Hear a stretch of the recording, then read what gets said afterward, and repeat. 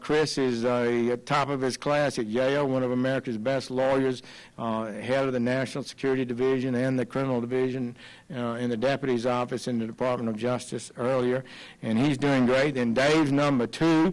We've got a new legal counsel, a new chief of staff, a new public affairs person, and I'm really excited about the momentum and the leadership that they're giving. And the FBI agents that you work with every day are just the finest kind of people for sure. Tom Homan, we got to fly down together. He's a rock star, you know, at least for President Trump. President Trump likes him. I think he likes that style. But he is truly just committed to America. He believes that it's his job to stand up every day to make America great. He is utterly fearless. He told me on the plane, if you tell the truth, you don't have to worry about it. He just tells the truth as he sees it every day. And a lot of these people are taken aback, and he's moving the ball. Tom's got 30-plus years in, and we're going to miss you. He's announced he'll be leaving us soon, and he has been a fabulous leader. I don't know why I think about it for you football fans, but, you know, they used to have the flying wedge. They'd kick off, and everybody would lock arms, and one guy in the front that led the charge, and I don't know why I think of Tom Homan in that role. But and so it's National Police Week also. We should remember Officer Jesus Cordova of the Nogales Police Department was pursuing an alleged carjacker last Friday when he was shot to death. He was an 11-year veteran, left behind 2 daughters and a son, all under the age of 8. His wife is 5 months pregnant with a son who's already been named in the honor of his dad. That son will never know his father, but he will know that his father was a man of courage who was dedicated to public service, to providing peace and law and safety for the community that he served.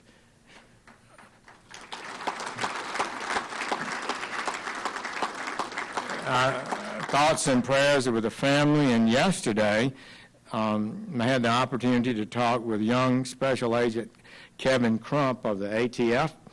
He was shot in the face while going out working on an investigation. The bullet is lodged in his jaw. I was just really pleased with the spirit he showed when we talked on the phone, but it's a serious injury. So we know what our people, your people, face every day. And I want you to know that President Trump has this to say to you: thank you for your service to the country. He gave us 3 executive orders the day I became the Attorney General. The first one was pretty darn clear: back the men and women in blue. And we've taken that very seriously. We think that maintaining, building up, maybe restoring the respect for your officers who are out there on the streets doing the job every day helps them be safer, helps bring down crime, helps them be more effective in serving their men and women of our country. And we just need to do that, and it's a top priority of ours. We know whose side we're on. We're on the side of law and order and the officers that we send on the street. We understand the risks that you take and the tools that you need to be effective. It's not business as usual in the Department of Justice. This is a Trump era of supporting law enforcement, and that's what we intend to do.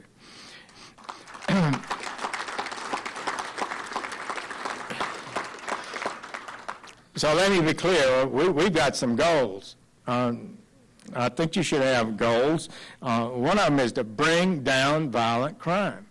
It went up in 15 and 16, 7% after basically 30 years of decline. That is not acceptable. We want the numbers to go down. We might have even had a modest decline last year. We want to look for a real decline this year.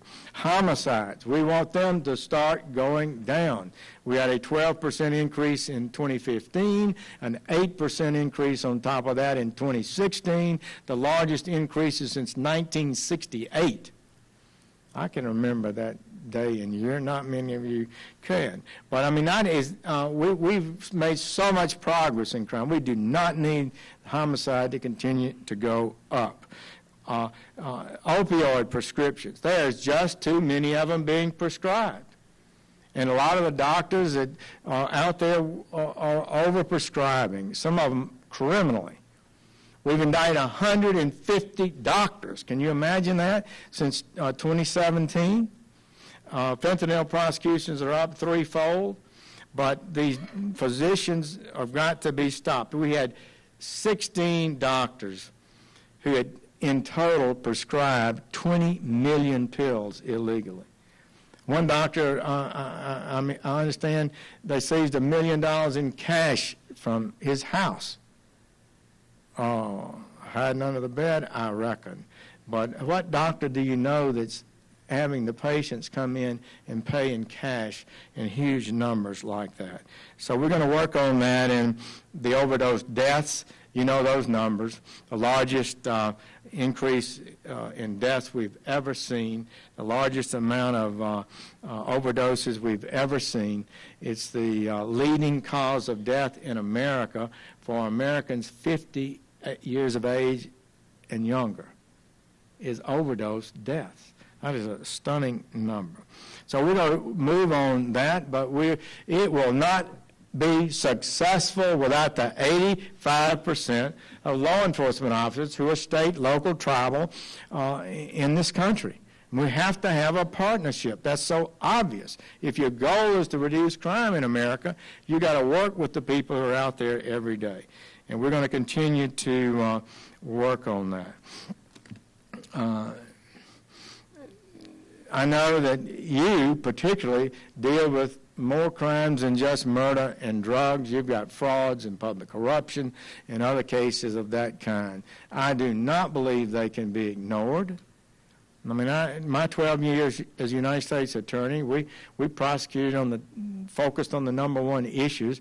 But I know, and you know, you cannot allow corruption. You can't allow elders, citizens to be defrauded by these no-good scoundrels that defraud them on a regular basis all over the country. And we're going to make that a priority for the Department of Justice. And often your people are the first ones to find them, but often the defendants are out of state or even out of the country. So we can perhaps provide a local or state force the backing and support to go internationally and stop some of these cases. That's for sure. So we have to also change our tactics and get better, because they change their tactics, and I know continual improvement in law enforcement is your goal, and it will be our goal. I understand you're concerned, and I am concerned, about forensic shortfalls, the backlog in our forensic systems. Now, that is a big, big issue to me. I am well aware that whole cases, big cases, are being delayed and blocked and often defeated by the bottlenecks in our forensic system. That's unacceptable in terms of how much money we spend on law enforcement and crime activities. It wouldn't take a lot of money to get our crime labs up to the highest level. I know you've advised us that you'd like to see ATF increase its class size for training in ballistics. We support that. We've talked about it. Our latest project is to create a second class to double those numbers. Hopefully that'll be enough. We're going to ask for the money to provide the equipment to allow two classes to proceed, and I believe it will help respond to the request that you've given us.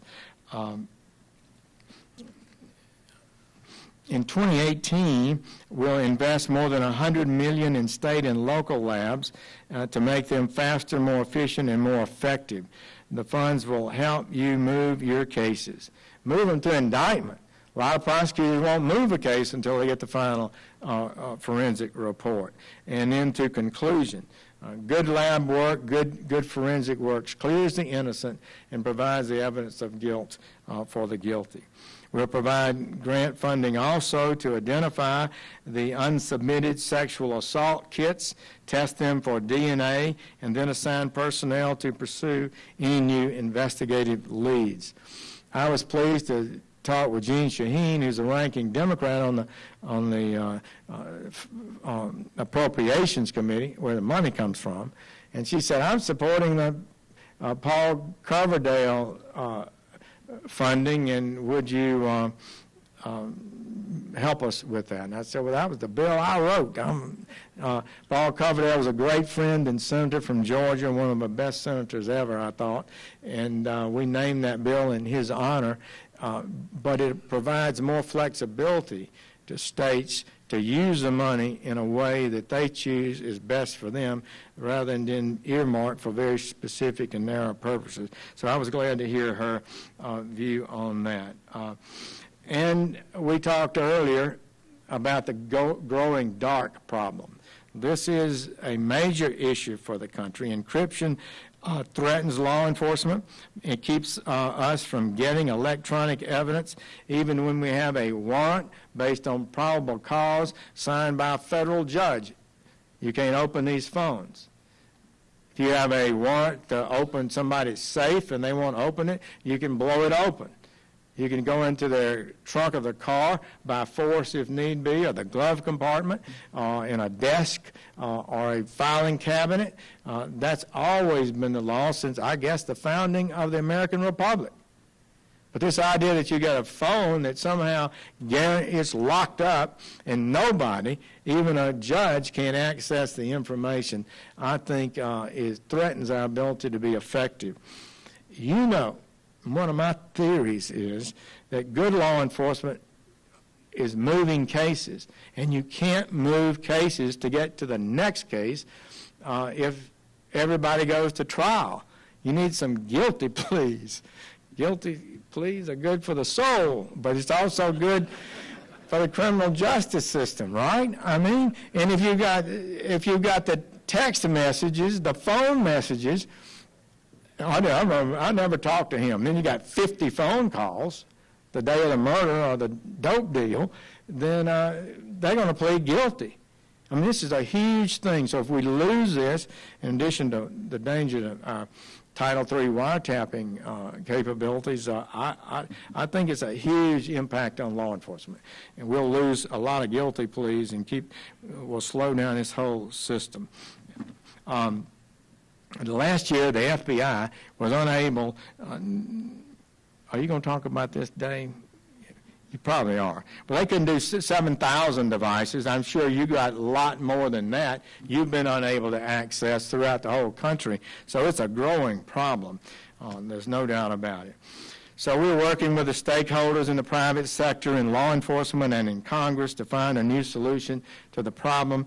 Congress is not interested too much, but they can become interested if we keep pushing and talking to them about it. And then you've got the big tech companies, and they're not so interested. But I meet with justice ministers from around the world, a lot of Europeans. They come to Washington and we'll talk, and this comes up almost every time. Europe's less supportive, I think, in the last several years than our Congress is, frankly. It's a real problem. But I think even I think the pendulum's moving in Europe. I think it's moving here. There are a lot of practical factors that work out there. But in the end, I hope you'll stay focused on this issue and be prepared to talk to Congress if and when the time is right. Careful, reasoned arguments, just telling the facts to members of Congress how this evidence will clear the innocent and convict the guilty is the kind of arguments we're just going to have to make. So reducing the backlog in improving sexual assault kits, solving encryption problems, these are important matters for you. There's much suspicion out there in Congress today, too much in my opinion, but the legislatures, Congress, the media, they do respond to good arguments, and we've just got to make them, and time will, I believe, be on our side. We're also restoring the rule of law with regard to immigration. That will reduce crime, and more of our crime, in fact, is international crime. And it's just the way things are happening. We know, for example, that virtually all of the meth, heroin, cocaine, fentanyl is coming across the southern border. No matter where it's made, it's being funneled across that border. Securing that border, establishing a wall, and reducing the illegality at the border will be a tremendous thing, not just for the immigration system, bringing integrity and respect back to it, but it will also help us in our fight against crime and drug abuse in America. Of that I am certain. There are 11 million people already here illegally. It's estimated that's more than the population of Georgia. And they got a lot of people in Georgia, actually. Getting to be a pretty good football team over there, recruiting all the top players. Darn. So we got 1.1 million, though, that get legal permanent residence in America every year. Get a green card, LPR status. Within a few years, they can become a citizen. Don't let anybody tell you we're not a generous nation on immigration. That's the largest number of any nation in the world. In addition, we have some 600,000 people that come here simply to take jobs. And then we've got hundreds of thousands come as students. So we're very generous, but we, American people, want to see an end to this lawlessness. And it's not improper. It's not mean-spirited. It's right and just that if we're going to have a system, we enforce it. And this sanctuary city business, all these lawsuits on the protest and all that go out there, at the bottom, they tend to be an affirmation of open borders. No matter what you do, if you catch them at the border, you're unkind. If somebody gets in the country, you can't deport them. If they come into the country and commit crimes, you can't deport them. Not only you can't deport them, they're going to block us from even being able to investigate them and deport them. Now, this is a radical agenda. It is contrary to law. It demeans Tom Homan's ICE officers and the duties they have to do. We're not going to put up with it. We're going to fight it as hard as we can, and we're going to call on the people of these jurisdictions to ask their leaders, what are you doing? Do you not believe in law? You believe that all you got to do is get into America unlawfully and never to be deported? You can cross the border in Arizona today, be in San Francisco hauling drugs tomorrow, and be arrested and not be deported because it's a sanctuary city? Is this what they're saying? Yes, basically, that's what they're saying. It's unacceptable. And the president feels strongly about this, and so do I. So I think it's, first and foremost, regardless of the lawsuits, it's just wrong policy. It makes the places the citizens of these jurisdictions at greater risk than they ought to be. Whatever the crime rate is, it would be more significant. And we have so many fabulous people that wait their time, come into America, and we don't admit them if they're criminals. They have to establish that they're a person who's likely to be a good citizen before we admit them. But when the people come here legally, many of them have criminal records, extensive criminal records. So, but we're seeing some problems. In April, the number of illegal entrants at the border was triple what it was April last year when President Trump just got elected, and the numbers dropped dramatically. So we've got a lot to do, and we're working on it. We're sending 35 new assistant United States attorneys to the border. We are sending 18 immigration judges that handle the asylum claims and try to pull down that backlog that's gotten too high. And the Department of Homeland Security Secretary Kirstjen Nielsen and her team, and Tom may talk about it, but they're going to be referring more cases, 100% of the cases that they can move to us for prosecution. Arizona's doubled almost the number of prosecutions for entry into this country over last year. We're going to keep at that, and see and we will make a difference. The president has made clear he's on fire about this thing. He's not happy about it, and I think the entire government's getting the message. So I embrace that support and direction.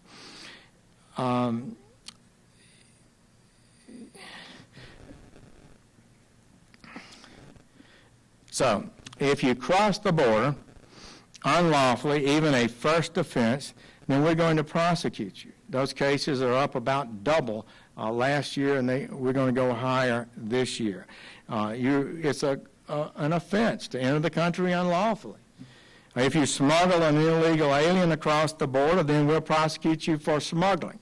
If you're smuggling a child, then we're going to prosecute you. And that child will be separated from you, probably, as required by law. If you don't want your child to be separated, then don't bring him across the border illegally. It's not our fault that somebody does that. If you make false statements to an immigration officer or commit fraud in your system, in our system to obtain an immigration benefit, that's a felony too. And we'll put you in jail if you qualify. If you help others to violate the law, that's a felony too. In order to carry out these important new enforcement priorities, I have sent 35 prosecutors and 18 judges to the border. And we're going to move others.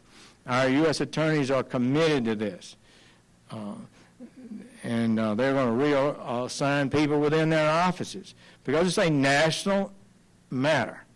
It's an important matter nationally. It's not just one case. It's whether or not we have a border of integrity or lawlessness. And we want integrity in our border. The judges represent a 50% increase in the number of immigration judges at the border. So we're sending a message to the world, really. The border is not open. The border is not open. Don't come unlawfully. Make your claim, make your application, and wait your turn, as do millions of people throughout the world. Everything we do at the Department of Justice is dedicated to reducing crime in America. The most important thing that we can do to that end is to continue to improve our relationship with you, with state and local partners. I know that, and our team knows that. We want to become even better partners. We want to be a force multiplier for you. We can help you because sometimes we can reach defendants across state lines, national borders, even oceans. The work you do, that you have dedicated your lives to, is essential. I believe it. The Department of Justice believes it. The President Trump believes it. And so I want to close by thanking each of you once again for all the things you do for your country, the service you render. You can be certain about this. We have your back. You have our thanks. Thank you all. Mark, good to be with you. Oh, good. Thank you. Good. You want to do a picture? Thank you all. I got my...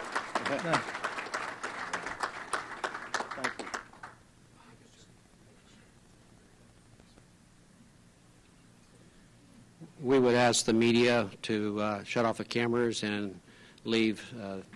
This is a private meeting from going forward. We're going to take about a 5-minute break here, 3-minute break while they close down.